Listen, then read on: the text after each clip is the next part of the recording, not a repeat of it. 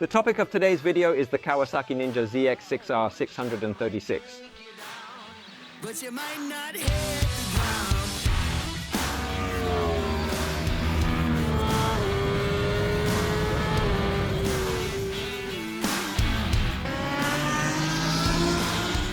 More than a novelty, it's a major comeback. Just like Honda, Kawasaki has indeed decided that the time was ripe for the return of true supersport bikes. The initial major comeback in 2019 with an upgraded and restyled version. Then it was released to the market. Euro 5 seemed to have condemned it. And yet, the Kawasaki Ninja 636 has returned to ignite the passions of those who love this type of motorcycle, people who hate the twin-cylinder and who draw their life force from the scream of the 15,000 revolutions per minute of the inline four-cylinder. Screamer howler indeed.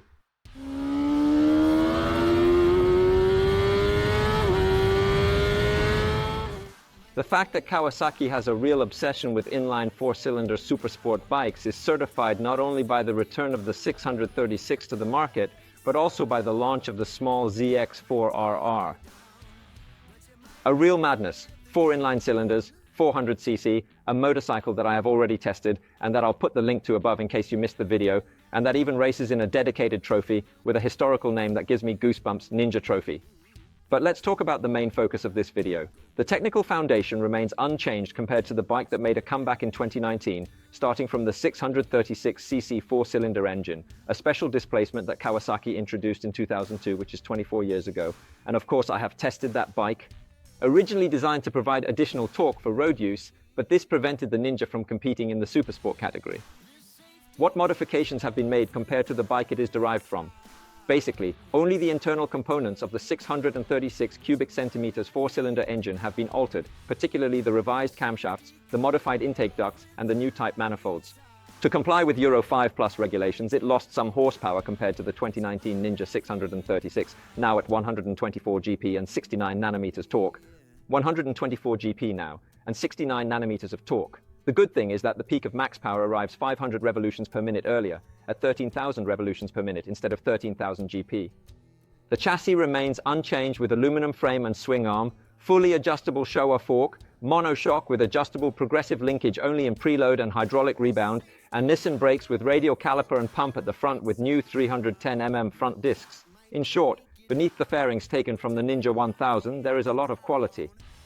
Main updates involve electronic package worth noting, all included as standard, part of 12,790 euros needed for Kawasaki 636 in your garage.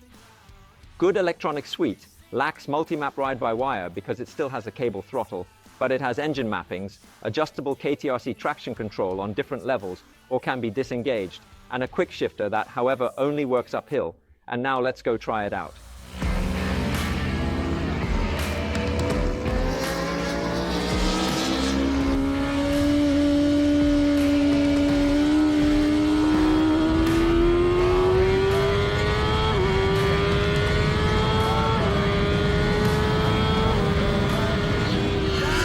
Okay, day over test among other things, Salamando as always between big clouds, a few raindrops, a bit of sun, because now we can't do without it anymore.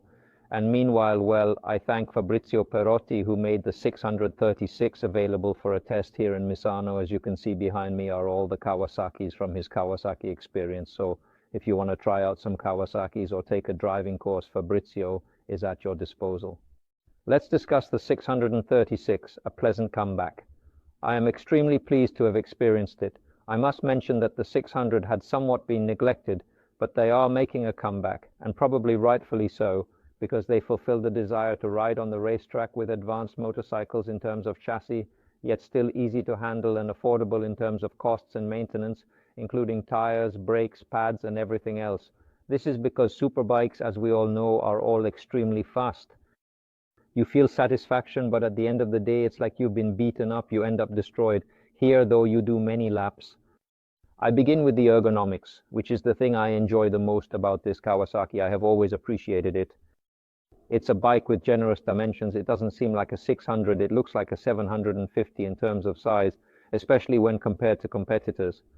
The tank is very wide and well shaped, allowing for a good grip when in position, as skilled riders say when hanging off for cornering. This way you can feel very well what is happening with the bike when you are off it. For example, here in turn 3 when you give gas, you can perfectly feel the rear wheel sliding because it moves you compared to the handlebar and tank. So many contact points, beautiful fit ergonomics, a bike that also allows you to lean well with the suit during braking. From this point of view, really very good, which was not a novelty with the Kawasaki Ninja ZX-6R 636 because the ergonomics have not actually changed.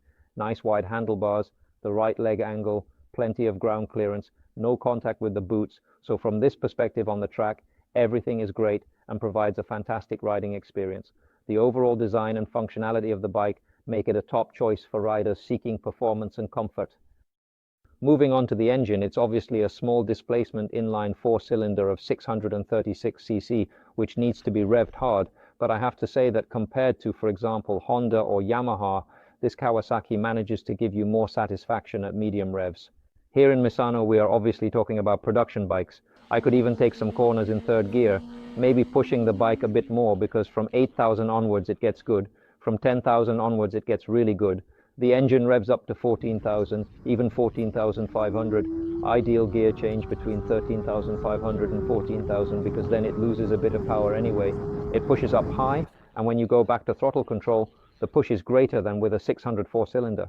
The difference of 36 cc inevitably makes itself felt to some extent, resulting in a noticeable disparity in performance between the two engines. One thing that disappoints me is that in the evolution of the 636, they didn't introduce ride-by-wire throttle control. Not so much for the throttle opening because the throttle management on opening isn't bad, but more for the engine braking management. Here, when you close the throttle, it obviously closes all the butterflies and tends to hold the bike back a bit too much in certain corners, for example at sunset or even at turn 1. I've started to adapt to this a bit, going back to the old way. When bikes didn't have ride-by-wire, what did people do? I raised the idle. You can do it quickly here. There's a little wheel.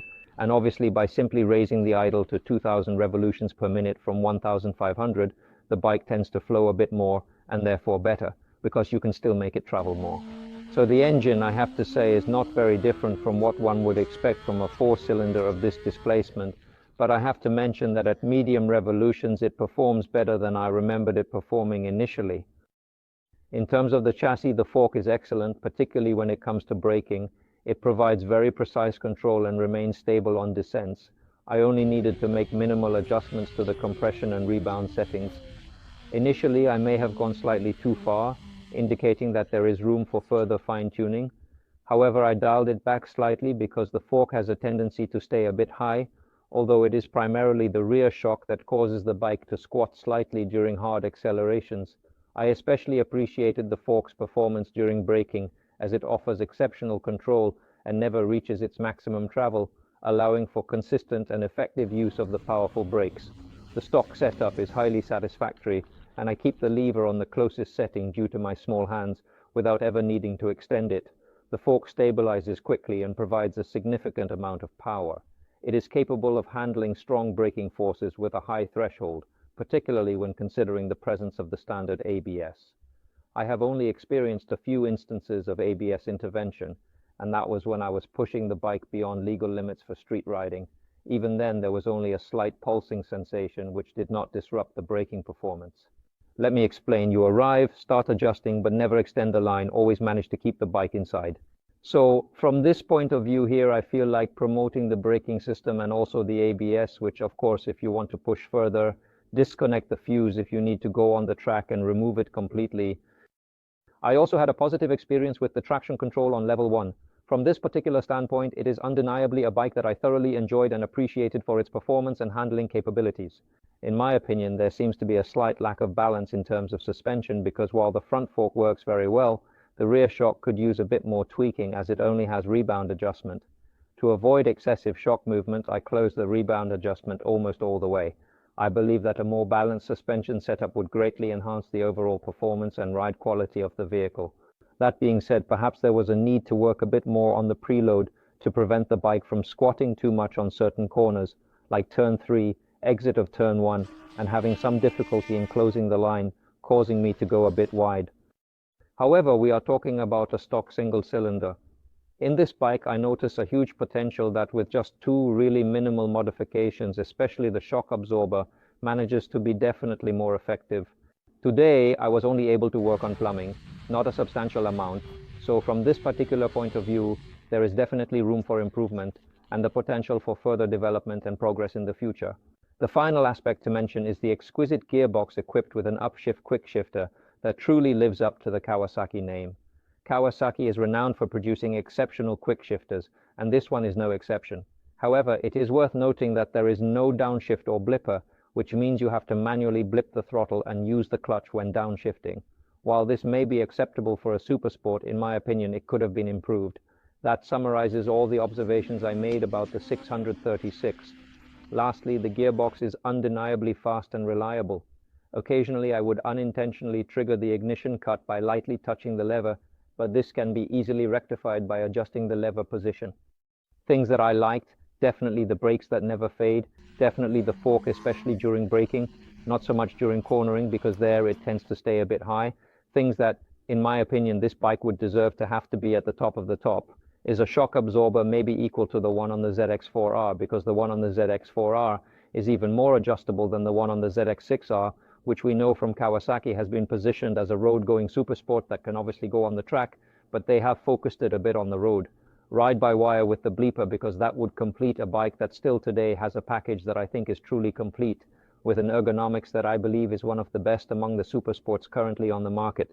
Plus, it would be great to have ride-by-wire technology and a bleeper for added convenience.